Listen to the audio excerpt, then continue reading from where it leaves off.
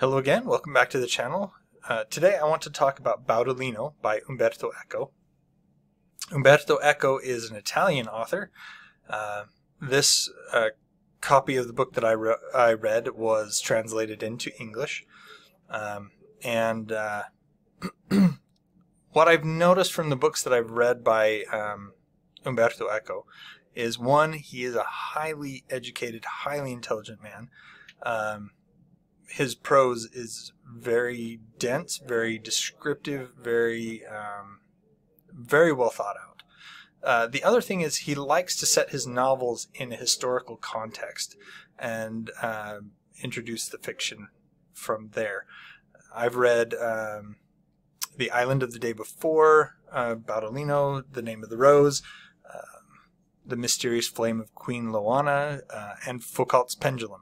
All very excellent books. I highly recommend books written by Umberto Eco. I think that Baudolino may be my favorite of his that I've read so far.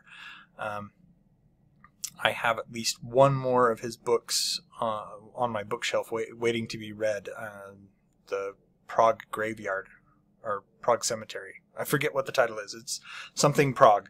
But I read a couple of his books, really liked them, got into Baudolino, read that, and then, like I said, I think this is my favorite of his books. And as I said, this is it's a historical fiction. I'm going to try to get this out. It's a historical fiction. It starts out in Constantinople during the Fourth Crusade, when Constantinople was under siege. It starts with a man named Nicetas. I have no idea if I'm pronouncing that correctly. But Baudolino saves Nicetas' life and then starts narrating his life to Nicetas to tell him the story of how he got there to Constantinople. He was born in Italy, northern Italy to be exact. He was actually born in the same town that Umberto Eco was born in. Anyway, Baudolino was sold to / adopted by the Emperor Frederick I. And he is educated at court and later sent to Paris to do some more schooling, and he learns the ways of the court, becomes close to a lot of people. His adoptive father, Frederick I, thinks highly of him. He makes a lot of friends. And it's interesting to me to see the historical context that Umberto Eco puts on his novels. If you're interested in that kind of history mixed with fantasy, this would be right up your alley. Anyway, there are several elements that go into this story. There's a lot, as I said, there's a lot of history involved. And at court, and while he's doing his schooling, Baudolino comes across a legend of a man named Prester John. Prester John is the king of a fictional kingdom of Christians in the East. Now, this is a part of the novel that was especially intriguing to me. I am Christian, and this novel introduces a lot of what I term Christian mythology. Now, I'm not talking about mythology from the standpoint of, like, I as a Christian, I look at, say, Norse mythology or Greek mythology. I'm not talking about that point of view. What I'm talking about is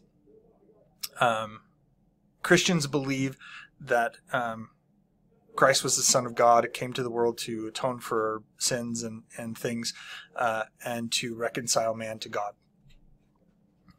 We believe that. We believe that that's true, and it's not mythology. But there are things outside of that realm, in this case, Prester John. Now, part of what what went into this particular myth, at least the way I read it and the way I understand it, is that the three magi who supposedly came from somewhere in the mysterious East to worship Christ at his birth, they had to come from somewhere. And the thought was that there was a hidden Christian kingdom, or the 10 lost tribes, something of that nature, that was somewhere hidden in the East. And this kingdom was ruled by a man named Prester John. Prester coming from presbyter, which is like elder of the church kind of thing. And so he was the ruler of this fictional kingdom. Well, Baudolino and his friends, they vowed that one day they're going to go find this kingdom.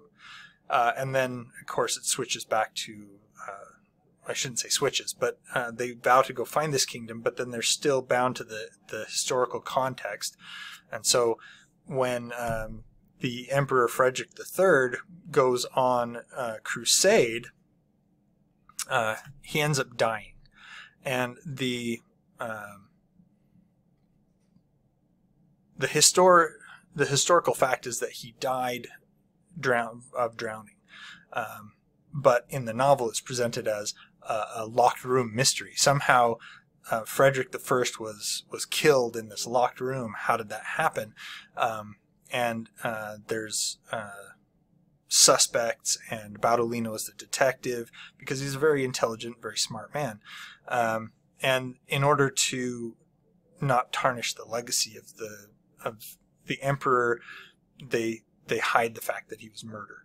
And so that's why everyone believes that he died from drowning, because they basically covered it up and threw his body in the river, and then they found that he was dead, and so it was assumed death by drowning. Anyway, after this happens, Baudolino no longer has ties that are going to keep him from going out in search of Prester John's kingdom. And this is when the fantastical gets brought into the novel. Everything else is pretty much fact, history.